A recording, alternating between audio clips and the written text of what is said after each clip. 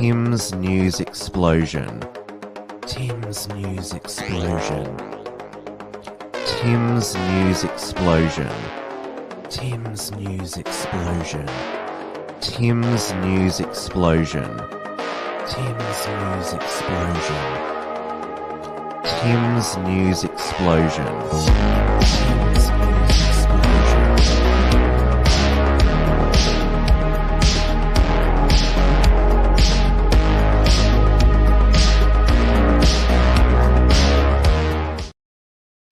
Hello, everyone, and welcome to this week's Tim's News Explosion. It's Monday, October 3rd, 2022. We are live on the Wilmsfront, YouTube, D Live, and Odyssey channels. Hello to all the regulars in the chat: Colin, Peak Aussieman, Hadron, Anti-Bullying, I'm a Stupid Moron, and who have we got here? Jeff Burns, 36. No, there was no Trad Tasman talk last Friday night. Unfortunately, there won't be this Friday either. With both Stephen his internet is cooked and Due has other commitments. Also, as always, on the interactive entropy software, where you can ask a direct question, or you can also send through a super chat to support Unshackled Productions. It is 8:30 p.m. here in Melbourne, Victoria, where daylight savings began yesterday. So Australia will now have 5 time zones until April next year, as Queensland, Western Australia, and the Northern Territory do not observe daylight savings, because apparently if they did, it would result in the breakdown of their social order. I know that have followers up in Queensland such as Mel, and she'll have to adjust her clock to, I don't see her in the chat yet, it's because it's probably 7:30 over there. Picosman says it's weird having daylight savings. Well, I do like it becoming darker later. I mean, here in Melbourne, it now gets dark around 7:30. But what I noticed automatically since daylight savings started yesterday is that the mosquitoes are out during sundown. And don't forget, these mosquitoes around now carry the deadly Japanese encephalitis, which killed a number of Australians earlier this year. But luckily, there's a vaccine for it. It's recommended for people, particularly who work with in pig farmeries, because it can go from mosquitoes to pigs and then to humans. Can't transmit from human to human, but a real hotspot is the swamp lakes in the Albury-Wodonga Murray region there. Now, we had another weekend of football finals. The big one. Oh, there's Melissa. Yes, you made it. Well done on adjusting for daylight savings, as we were just saying. So on Sunday night at Accor Stadium, which is, well, Stadium Australia, the Olympic Stadium, it was the NRL grand final between Penrith and Parramatta, and Penrith thrashed Parramatta to win back-to-back NRL premierships. I don't still understand the game of rugby league, because I was born and bred a southerner down here in Victoria, so it's AFL town. But of course, the NRL, like the AFL, still has all of the woke inclusivity, diversity events, functions, which includes the recently invented by Ernie Dingo in the 70s, the Welcome to Country before games. And they also had this at the Australia Cup soccer knockout tournament final on the Saturday night, which was at Western Sydney Stadium in Parramatta. It was between Macarthur FC, which is an A-League team in southwestern Sydney, and Sydney United 58, which Sydney United, it's a team that used to be in the old National Soccer League, is now in the New South Wales National Premier League. It used to be called Sydney, Croatia, because it was founded by Croatian immigrants in 1958. They're the first non-A-League side to make it into the Australia Cup.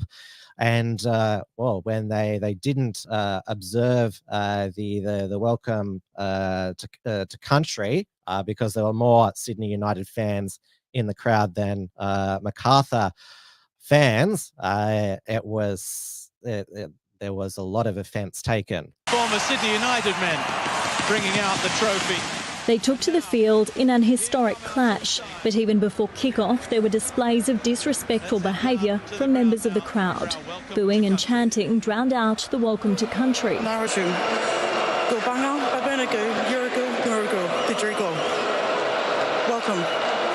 These are the lands of the Darug people. More than 16,000 people attended the Australia Cup final, which saw Sydney United take on MacArthur FC. A section of United fans were captured chanting. This fascist slogan, which means ready for the homeland, was used during World War II by the Croatian Ustaše movement, while others were captured performing apparent Nazi salutes. Yes, and you'll all remember at the political meeting at St Kilda Beach in January 2019, there were apparently participants making Nazi salutes, but they were all stills of people. There was no actual footage, and so these two that are alleged to do. Are allegedly doing Nazi salutes. Look, it's a still photo. Like, he could just be waving. Same with this guy here. It just looks like he's waving out there. So these images shared around social media. I know I'm sharing them too, but I'm just highlighting that they're stills. It's not conclusive footage. And Sydney United 58, they put out a statement. They lost in the end 2-0 to MacArthur FC. Now, MacArthur FC has many non-white footballers. It has a West Indian coach in Dwight York. MacArthur won with 2 penalties, and one of the non-white players who won the penalty ran into the crowd of Sydney United 58 supporters. So if there was going to be, say, like a racial slur by anyone in the crowd, then most people would have thought it would have happened in that heat there. But there's no allegation that any Sydney United 58 fans made any racial slurs. So the statement says the football club was concerned by reports of the actions of certain individuals at last night's Football Australia Cup final. The club has zero tolerance for any form of disrespect, racism or discrimination, and is working closely with authorities to conduct a full investigation. The strongly condemns any behaviour that does not reflect the wider views of the club and its loyal supporters. And the club is deeply committed to creating an environment that is respectful, inclusive, which also allows our community members to celebrate their heritage in a meaningful and responsible way. So it's still saying the club there, you're open to celebrating your Croatian identity. Now, some people in this chat might be aware, but some others might be asking, why are there Croatian fascists? Well, you have to go back to, World War II, because the first modern independent state of Croatia was founded in 1941 and led by, Wikipedia describes him as an ultra-nationalist fascist, Ante Pavelic, of the Ustaše party. So he was aligned with Hitler and Mussolini, and ethnic cleansing against the Serbs is attributed to him. Obviously, after World War II, the communists took over Yugoslavia Tito, the dictator. He ruled from the capital in Belgrade for the remainder of the Cold War. Yugoslavia, which had 6 socialist states.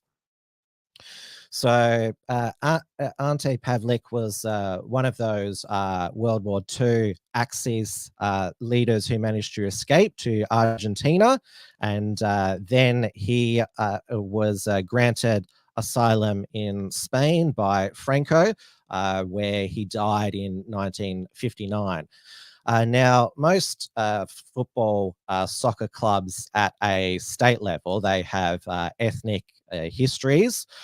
So, for example, here in Victoria, South Melbourne was founded by Greeks, Melbourne Knights founded by Croatians, Hume City by Turks.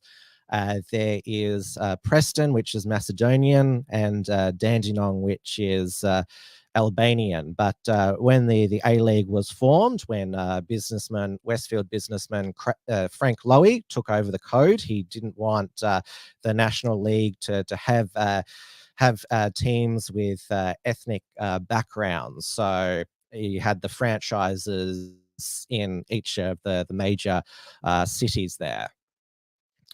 Now, as I said, this all started, this targeting of the Sydney United 58 fans when they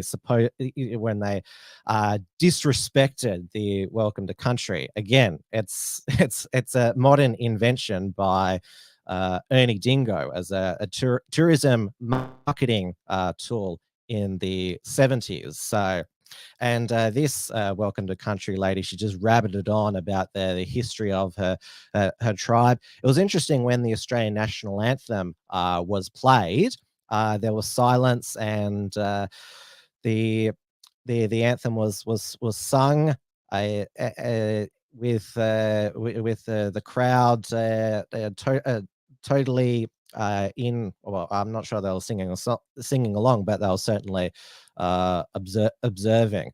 Another recent invention, which is now part of modern Aboriginal culture, is the Aboriginal flag, designed by Harold Thomas in 1971.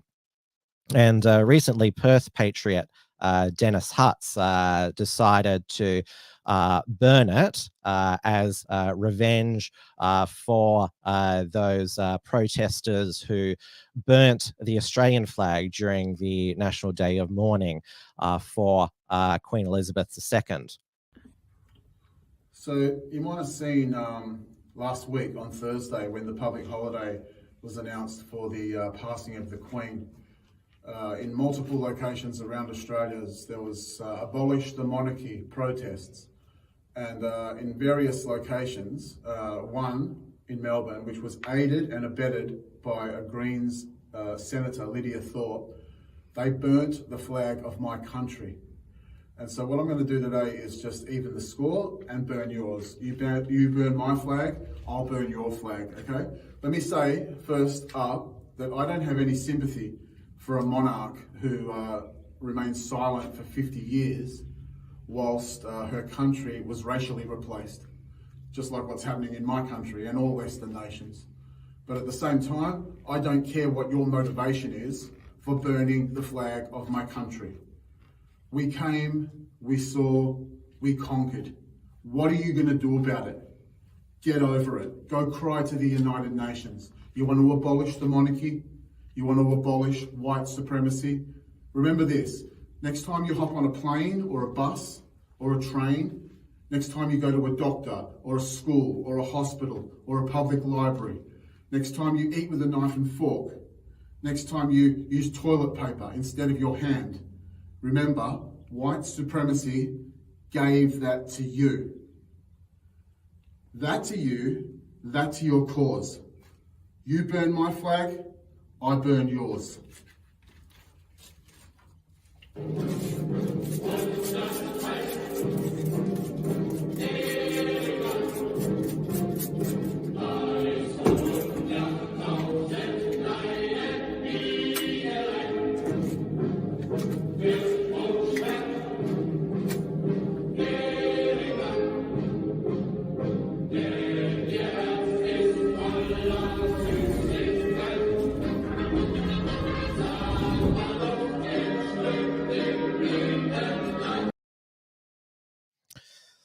And for those who aren't familiar, Dennis Hutz is a long-time Perth patriot since the United Patriots Front days.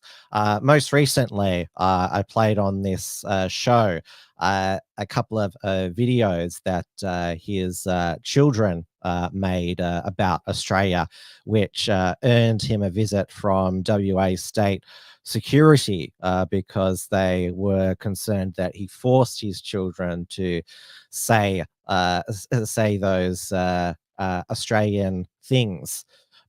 So far, I'm not aware that Dennis Hutz has got a visit from WA State Security over burning of the Aboriginal flag.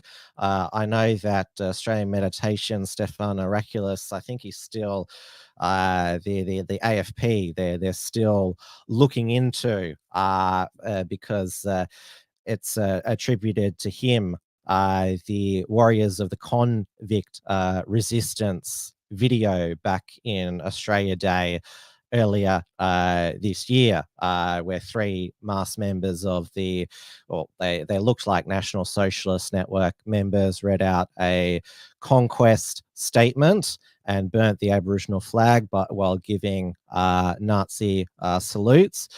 There was a sign in the background which said Lydia Thorpe Abo Hor, which she complained to the police because she claimed it threatened her safety.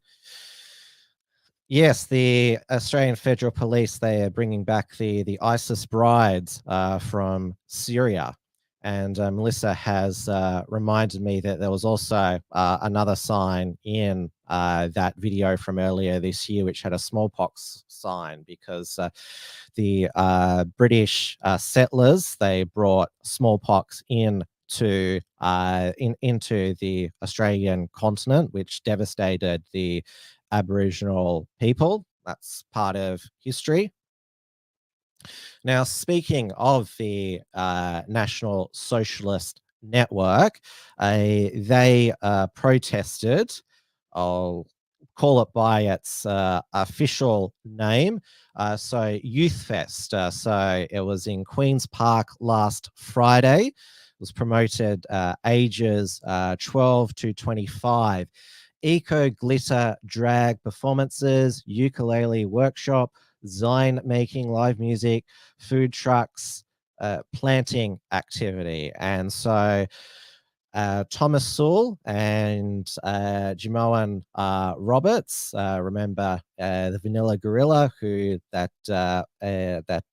fired Irish Times pub worker spat in his beer, and he was recently in a coma after being attacked. He was back there.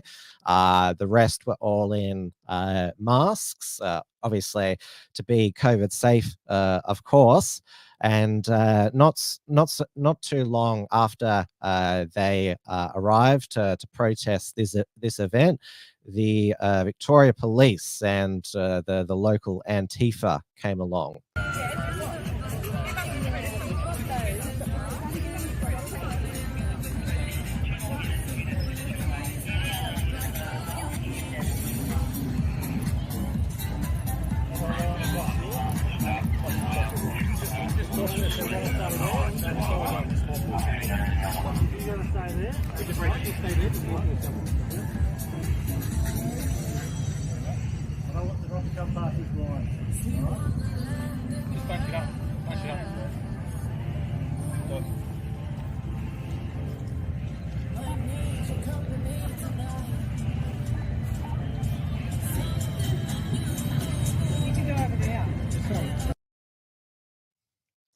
And now David Hiscock of the XYZ, who is himself a National Socialist Network member, wrote a summary of it, which he entitled "White Australians Shut Down Satanic Groomer Event in Melbourne." I mean, this is the state of tradition and conservatism and protection of children in Australia, that the only people who turn up to protest what the Herald Sun described as a family-friendly Moonee Ponds youth festival. Like, they're the only people that turn up to protest. I mean, there's no mainstream conservatives who are protesting these all ages drag events. I mean, the only one that I can remember was the one that was led by the late Wilson Gavin at Brisbane City Library at the beginning of 2020, when he and fellow young conservatives chanted drag queens were not for kids, and he was denounced by several LNP politicians. And of course, the next day, tragically, he took his own life. That's the only sort of mainstream conservative protest in Australia against these drag events aimed at children.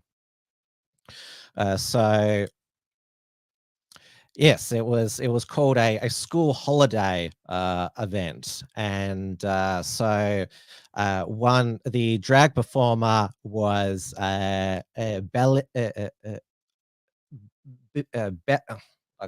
getting tongue twisted. Belia Bzarr, that's their name.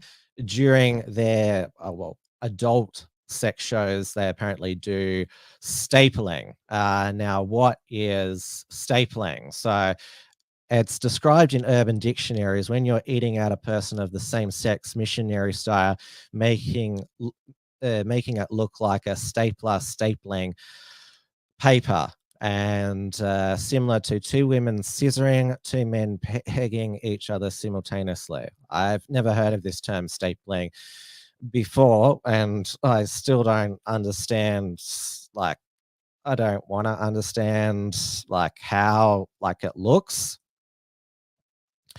Now, going back to going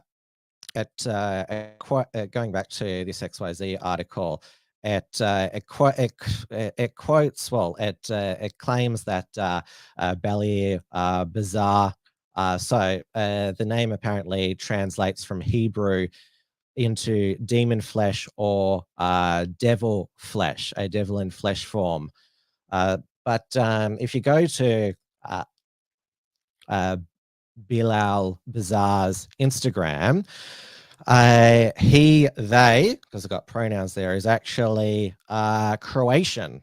So they're not Jewish, they're Croatian. So I'm not sure if there's a Slavic translation there, but we were just talking about Croatian fascists before, but there's Croatian LGBT performers here in Melbourne as well. And what is that, the modern state of Croatia actually has a lot of LGBT tourism as well. Now, moving on to CPAC Australia, took place at the Intercontinental in Sydney on the weekend. So it was broadcast. If you didn't want to buy a ticket and attend the event, you could watch it on Sky News Extra and also on Alan Jones's ADH TV. He and his colleague at ADH, Fred Paul, were speakers there. Nigel Farage concluded his Turning Point Australia tour by being the keynote speaker at CPAC. There were Antifa socialist protesters at the conference, and Nigel Farage decided, why the hell not? Why don't I just try and have a discussion with them? And this was filmed by Turning Point Australia organizer Joel Jamal. As you're so intellectual, define a fascist for me. Far-right scum like yourself, anti-racist, right, okay, anti-queer, people who want to organise as the far-right, people who want to have conferences like this where you can talk about how you're going to smash women's rights. Have you been in the conference? No, I haven't been inside the conference. I was outside on the streets, standing with ordinary people against people like you. Are you capable? Below inflation. Are you capable of having an argument? I mean, what's the argument that we should let people like yourself who want to blame refugees? People like you who talk about discrimination, who talk about prejudice, actually, you're the ones with the prejudice. You can't have a debate with me without swearing. I don't care about swearing. Of course you don't. Of course you don't. No, of course you don't. Because you don't have, because you don't actually have an argument about, are you morally superior? We think that ordinary people should be standing up to people like you, people from the far right, people who claim ordinary... You can't tell me why. Because you're trying to cohere a movement that will take away the rights of some of the most oppressed in the city. Do you think that the virus is some joke? Do you think that it's something not... No, it's a very good excuse for government to limit our freedoms. Look, I respect your right to have a different opinion. Right? Yeah. I completely respect your right to do that. Here to heckle you, we're here to protest the CPAC conference. I'm not here to have a debate with you. Thank you. Yeah, I'm not here to have a debate. I think you should get out of Sydney. Racist, bigots, anti-queer, fascists are not welcome here. I think you need racist, bigots, anti-queer, fascists are not welcome here. Genuine mental health. Genuine mental health. It recites the cartoonish caricature of conservatives, libertarians, and nationalists. And Jerry Phillips, yes, you are correct. Oh well, Nigel Farage, he $3,000 was extorted from Turning Point Australia. Otherwise, they were going to shut down the privately ticketed Nigel Farage Sydney event. I'm not sure if New South Wales Police extorted any money from CPAC Australia organizer Andrew Cooper. I'd be interested to know that, given that there were so many police cars there.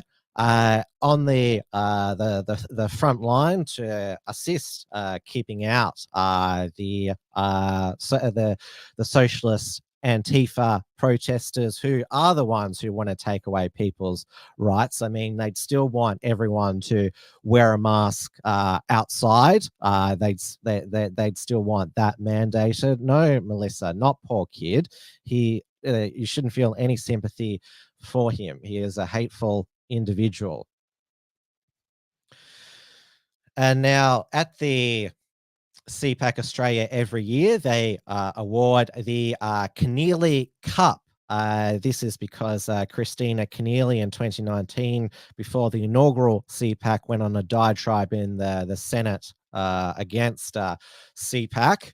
And she had the effect of promoting it. So the winner of this year's Keneally Cup for inadvertently promoting CPAC was the New South Wales Treasurer, Matt Keane. He beat Victorian Premier Dan Andrews. I don't know how that happened. I guess it's because it was held in Sydney, and given that there's more people in New South Wales, because they're suffering under Matt Keane, probably hate him more than us down here in Victoria, who have suffered under Dan Andrews. P. Cosman, yes, you're absolutely correct. Lawrence Southern was cancelled, uninvited from, I believe, CPAC Australia 2020. I know that One Nation Senator Malcolm Roberts, in his speech, referred to it as LPAC because it seemed to be a Liberal Party conference.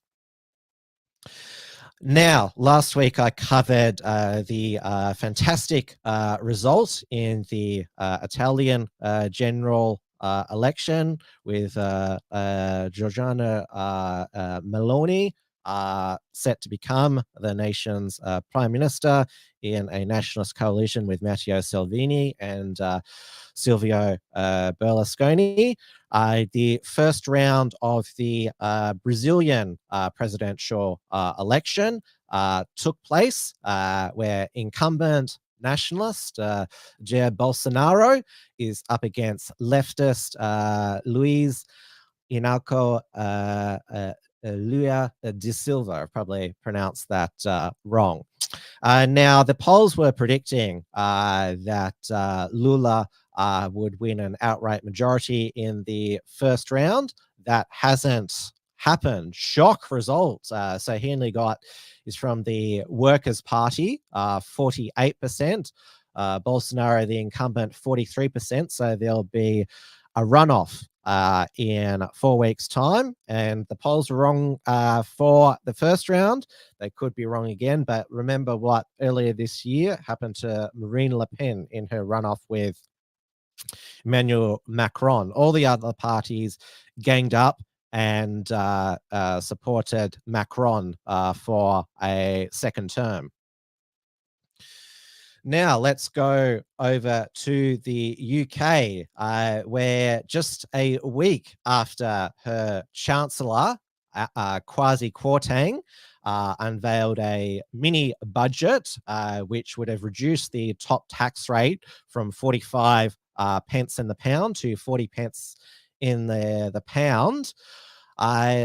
This was obviously controversial, tax cuts for the rich, but it's also has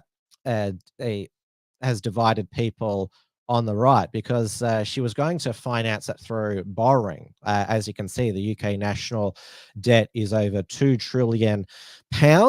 And so there was the, neoconservative school of economic thought during the George W. Bush years that deficits don't matter, because if you just cut taxes, then the growth will take care of itself. But economic forecasting modeling is always wrong. David Stockman, who was the Office of Budget and Management Director under Ronald Reagan, believes you need to, what he called, starve the beast first. You cut spending, then you pay back the debt, and then you can do tax cuts. So now this budget, mini budget, was supposed to make a statement that Liz Truss was Margaret Thatcher 2.0. But a week later, Liz Truss has done a U-turn. Remember Margaret Thatcher's famous speech when people were asking her to U-turn her reforms. U-turn if you want to. The lady's not for turning. Well, the lady is for turning, it seems, with Liz Truss, and she's throwing Kwasi Kwarteng under a bus. He lives next door in number 11 Downing Street. The rumours about the pair of them are well known, so that's quite an interesting falling out there. So yeah, she's finished, Liz Truss. Like, this is she's obviously not Margaret Thatcher. She's U-turned within a week. She's finished, and obviously Kwasi is as well. In fact, the Daily Mirror in the UK, they actually put the wrong black man in their headline. Kwasi Kwarteng says he had to do something different, and Kwasi tweeted, "That's not me, Daily Mirror." And like, you see the ad at the top there, it says, "Black history is our history. Explore Black history and celebrate Black culture." Well, make sure you get like the different Black people in the UK. Make sure you use the right photo there. And the Daily Mirror is a left-wing newspaper. It normally backs Labour. That's the one that Piers Morgan edited for a decade. Now, with the ongoing Russia-Ukraine conflict, the Ukrainian army managed to take back a city that had been absorbed into Russia with Russia. Obviously, on the weekend, those contested referendums, Russia annexed those 4 contested Ukrainian regions, but Ukraine have already won back a city there. Now there has been a mystery whodunit all week about the damage to the Nord Stream 2 pipeline. Was it sabotage? Was it by Russia, who actually built it, or was it by the West? Because it's not being used at the moment, because Russia's not giving Western Europe gas. Western Europe don't want it. But this clip from United States Under Secretary of State for Political Affairs Victoria Newland is doing the rounds. With regard to Nord Stream 2, we continue to have very strong and clear conversations with our German allies, and I want to be clear with you today. if Russia invades Ukraine, one way or another, Nord Stream 2 will not move forward. Now, you might recall earlier in the year, Victoria Nuland was the one who admitted to Marco Rubio in the Senate that there are bio labs in Ukraine there. So she does tend to blurt out the truth from time to time. She's a deep state bureaucrat. She's worked for both Democrat and Republican administrations. Now, there was yet another week of horrendous gaffes and states of confusion from US President Joe Biden. I've mashed them up into just one montage here. Representative Jackie, are you here? Where's Jackie? I didn't think she was going to be here to help make this a reality. You heard from Secretary Vilsack. Senator, excuse me, I voted you. All kidding aside, he's doing a hell of a job.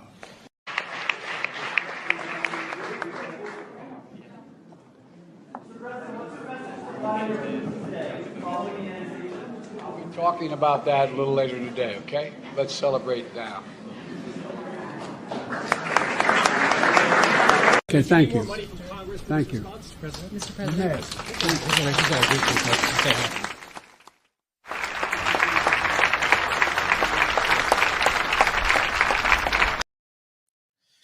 And now, the first clip, when he thought that a Republican Congresswoman, Jackie Walorski, who died in a car accident a few months ago, was still alive, Biden's press secretary, and I'll pronounce her name the way Tucker Carlson does, Karine Jean-Pierre, she was asked to explain why he thought Jackie was still alive. Final one. What happened in the hunger event today? The president appeared to look around the room for an audience member, a member of Congress who passed away last month. He seemed to indicate she might be in the room. What happened there? So the president was, as you all know, you guys were watching today's event, a very important event on food insecurity. The president was naming the congressional champions on this issue and was acknowledging her incredible work. He had already planned to welcome the Congresswoman's family to the White House on Friday. There will be a bill signing in her honor this coming Friday. So, of course, she was on his mind. She was of top of mind for the president. He very much looks forward to discussing her remarkable legacy of public service with them when he sees her family this coming Friday. He said, "Jackie, are you here? Where's Jackie? She must not be here." No, I totally understand. I just explained she was on top of mind. This wasn't what we were able to witness today, and what the president was able to lift up in this at this conference, at this event, was how her focus on wanting to. Well, you got to give it to Karine Jean-Pierre has been there. I think still the worst, probably the worst example of Joe Biden thinking someone was still alive was his dead son. He introduced his granddaughter as his dead son. Beau Biden said he was the Attorney General of Delaware. Now, of course, Biden is still better than his horrendous Vice President, cackling Kamala Harris, who was at the DMZ on the Korean Peninsula this week, and this is she spoke of the United States' great relationship with a certain republic. So the United States shares a very important relationship, which is an alliance with the Republic of North Korea, and it is an alliance that is strong and enduring. That's not actually a country, the Republic of North Korea. There's the Republic of Korea, which is South Korea, and there's the People's Democratic Republic of Korea, which is North Korea, which is neither for the people, neither democratic. Now, obviously, the state of Florida is being very badly battered by Hurricane Ian. It is hurricane season. Florida Governor Ron DeSantis has been very proactive in making sure the state's response is ready to go and that lives can be saved. They've tried to do two things with Ron DeSantis: claim that it's climate change that this hurricane's happened, even though it's hurricane season, and of course want to accuse him of being underprepared, trying to imply that he's going to repeat George W. Bush's response to Hurricane Katrina. Now, obviously, there wasn't much in the aftermath of Hurricane Katrina in 2005. The focus was on the president, not on the governors and mayors. Now, Joe Biden, nobody's really heard him talk about Hurricane Ian, although this was his advice for hurricane season in 2021. Let me be clear. If you're in a state where hurricanes often strike, like Florida or the Gulf Coast or into Texas, a vital part of preparing for hurricane season is to get vaccinated now. Everything is more complicated if you're not vaccinated and a hurricane or a natural disaster hits. Really? Well, thankfully he said the pandemic was over a couple of weeks ago, because last year were they checking people's vaccine passports when they wanted to go into shelters? Recently, one of his COVID response directors, he claimed that God made arms for vaccines. I really believe this is why God gave us two arms, one for the flu shot and the other one for the COVID shot. Yes, we also had Dan Andrews still pushing the continued vaccines as well. In Germany, they're having their winter mask mandates on public transport, aged care, and healthcare. They're the only European nation to introduce this. They say they're being cautious. It most likely will not make any difference to their curve there. All right. Thank you, everyone, for watching again. Now, have gone quite overtime. Again, that's because there was no Trad Tasman talk on Friday, so I'm doing an all-inclusive Tim's News Explosion for this week. There sadly won't be another Trad Tasman talk this Friday, because Stephen's internet, as I said at the start of the show, is cooked.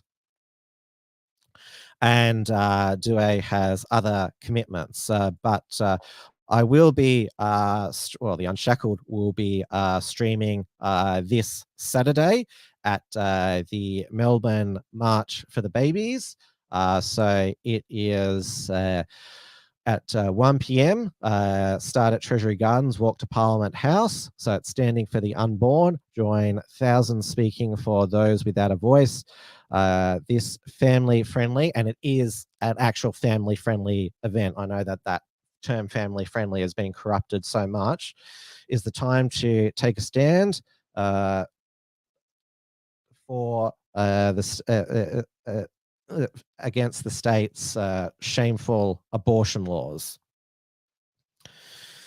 So there probably will be an Antifa counter protest. There always is by the pro abortionists.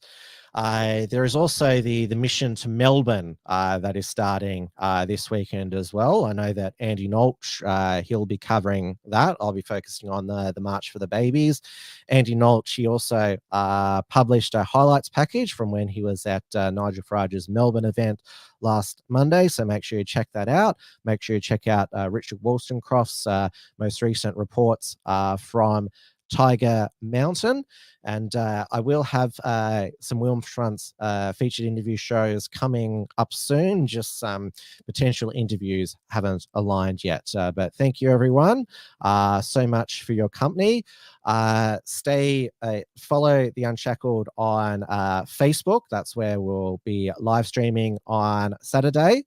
And I'll be back next Monday for Tim's News Explosion. Same time, same channels. Good night, everybody. Tim's News Explosion. Tim's News Explosion. Tim's News Explosion. Tim's News Explosion. Tim's News Explosion. Tim's News Explosion. Tim's News Explosion. Tim's News Explosion.